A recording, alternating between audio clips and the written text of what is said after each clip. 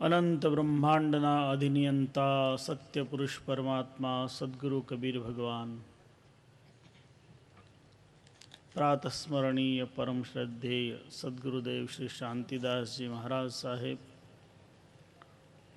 परमादरणीय परम श्रद्धेय प्रातस्मरणीय सद्गुरुदेव श्री राम स्वरूप दास जी महाराज साहेब,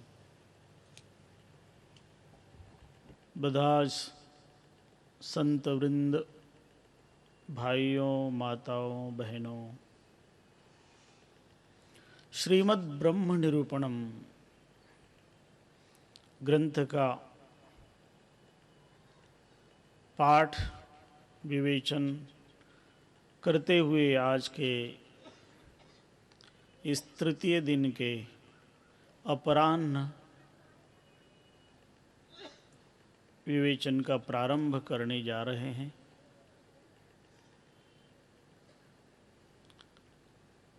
सत्यलोक में विद्यमान हंस जनों का सौभाग्य, उनके आनंद का वर्णन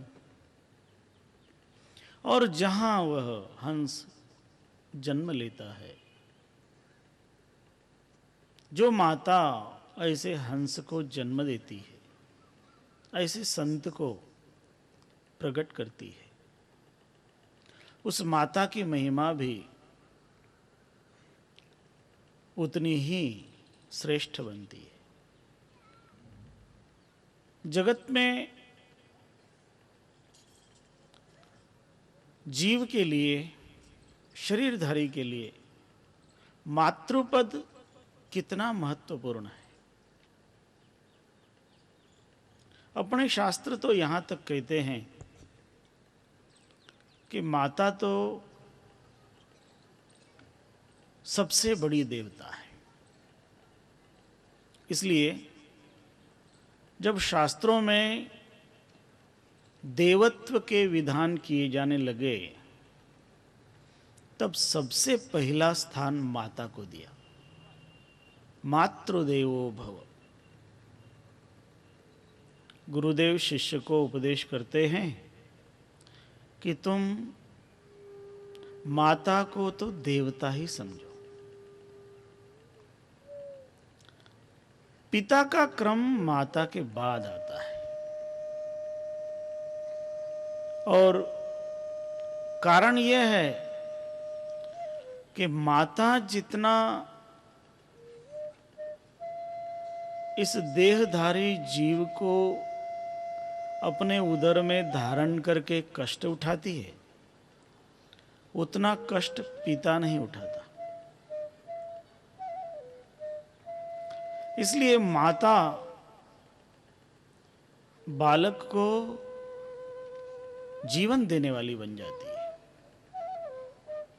और जो जीवन देता है वही श्रेष्ठ है। मां तो इस तरह से बालक की रक्षा करती है। जीवन में बालक के जन्म लेने के साथ ही सबसे पहला परिचय यदि किसी व्यक्ति से उसका होता है तो माता से होता है। इसलिए माता से बढ़कर कोई देवता नहीं, यह कहते हुए ही माता को सर्वप्रथम स्थान दिया है। और मातृभक्ति को बड़ी भक्ति कहा गया है। सामान्य से सामान्य जीव भी अपनी मां से सबसे पहले प्रेम करना शुरू करता है। अन्य व्यक्तियों से प्रेम करना वो बाद में सीखता है, लेकिन उसे सबसे पहला आश्रय तो उसकी मां ही प्रदान करती है। अपने गोद में लेकर उसको जीवन देने का कार्य, उसको स्तनपान कराने का कार्य, उसके शरीर की रक्षा करने का कार्य मां करती है। इसलिए मां की बड़ी महिमा गाई है। और बालक जब पहला शब्द बोलता है तो वो मां ही बोलता है। अन्य शब्द तो वो बाद में बोलना सीखता है, लेकिन सबसे पहला शब्द बोलता है मां।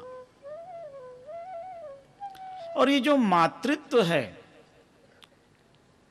यह मातृत्व अनेक प्रकार का है। शास्त्रों में तो 16 प्रकार की माताएं बताई गई है। एक मां वो होती है जो गर्भ में धारण करती है। जैसे भगवान कृष्ण के लिए देवकी मां थी। देवकी ने भगवान कृष्ण को गर्भ में धारण किया था। दूसरी मां यशोदा थी। उसने गर्भ में धारण नहीं किया था, लेकिन उसने अपना दूध पिलाया था। तो जो गर्भ में धारण करती है वो भी मां, और जो दूध पिलाती है वो भी मां।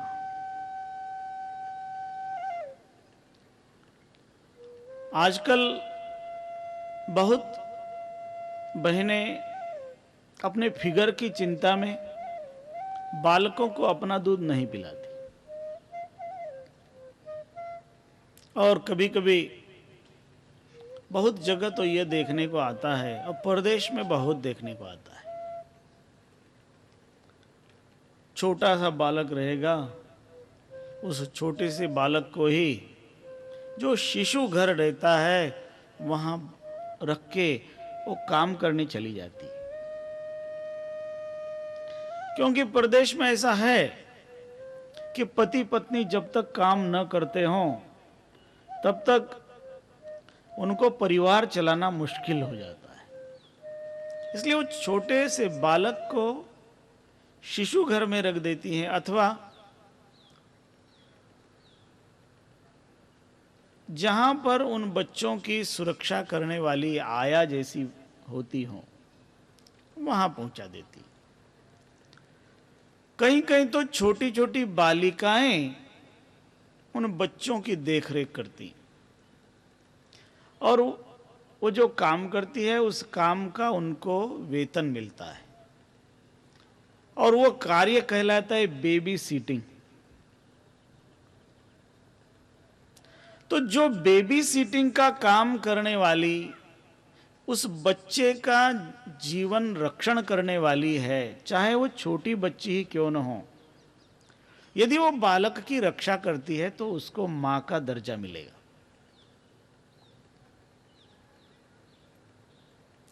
अपने यहां इस देश में बड़े बड़े घरानों में ऐसा होता रहा कि बहुत बहनें अपना दूध बच्चों को नहीं पिलाती थी, किसी और बहन को बच्चे को दूध पिलाने को कहा जाता था, और उस बहन को धाय मां कहा जाता था। जैसे उदय सिंह के लिए पन्ना धाय मां थी। अपने देश में एक बहुत बड़ा विचारवान न्यायाधीश हुआ है, गुरु प्रसाद जिनका नाम था।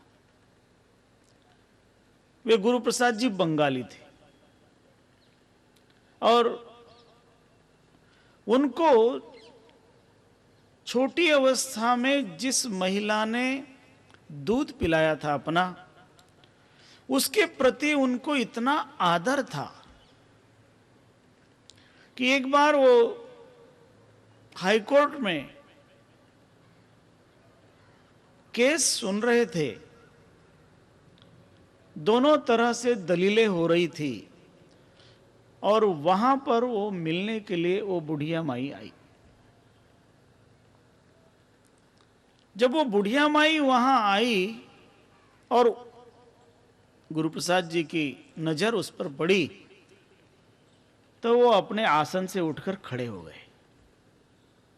और आप जानते हैं न्यायालय का ये नियम है, यदि जज उठकर खड़ा होता है तो जितने भी लोग होते हैं उनको उठ के खड़ा होना पड़ता है। सब लोग उठ के खड़े हो गए। गुरु प्रसाद जी अपने आसन से उतरकर नीचे आए और उस वृद्धा माता के पैरों में साष्टांग दंडवत किया। सब लोग चकित हो रहे कि एक देहाती जैसी लगने वाली महिला, वृद्ध महिला, और गुरु प्रसाद जी जैसे विद्वान न्यायाधीश को उसके चरणों में साष्टांग दंडवत करते हुए देखकर सब लोग चकित हुए।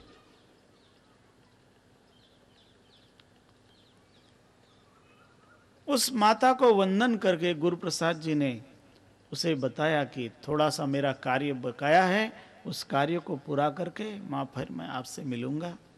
और एक सेवक को बुलाकर माता को उसको साथ में दिया कि इनको बंगले पे ले जाओ। फिर आसन पर विराजमान हुए। कोर्ट में जितने लोग थे सब बैठ गए जज साहब के बैठने के पश्चात, और अंत में जज साहब ने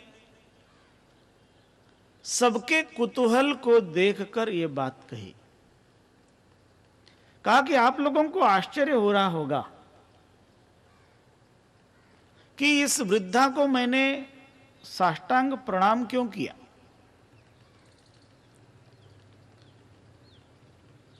तो आपकी इस जिज्ञासा का मैं समाधान कर देता हूं, क्योंकि यह मेरी मां है, इसने मुझे दूध पिलाया है और ये शरीर का पोषण इस मां के दूध से हुआ है, इसलिए यह मेरे लिए सदा आदरणीय है। इतना आदर, इतना सम्मान व्यक्ति को मां को देना चाहिए। इसलिए मातृत्व एक बहुत बड़ी शक्ति है। और वह मां जब अपने संतान को किसी ऐसे पद पर आरूढ़ होते हुए देखती है, तब वह अपनी कोख धन्य हुई ऐसा स्वीकार करती है। तब कबीर साहब भी कहते हैं कि वो माता धन्य है जिस माता ने उस हंस को जन्म दिया।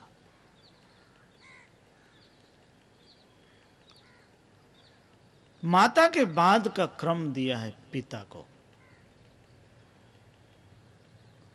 पिता भी अपने आप को धन्य महसूस करता है कि मैं जहां नहीं पहुंचा वहां मेरा बेटा पहुंचा। और ऐसा बहुत बार हुआ है कि पिता पीछे रह गया, बेटा आगे बढ़ गया, क्योंकि पिता की प्रसन्नता ही वास्तव में बेटे के इस विकास में होती है। और यदि ऐसा कोई ज्ञानी पुत्र को जन्म देता हो तो उसे तो धन्यता का अनुभव होगा ही होगा। ऐसा कोई हंस जब प्रकट होता है जिस खानदान में, जिस वंश में, वह वंश भी धन्य हो जाता है। भगवान वेदव्यास जी का एक पुत्र अवधूत शुकदेव जी महाराज, शुकदेव जी के सामने, शुकदेव जी की वैराग्य के सामने, उनकी अवधूति के सामने व्यास जी का ज्ञान फीका पड़ा था। और व्यास जी से शुकदेव जी कहीं आगे निकल गए,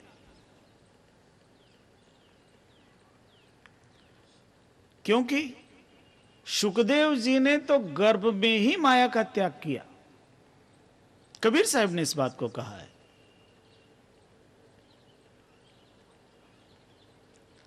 कबीर साहब कहते हैं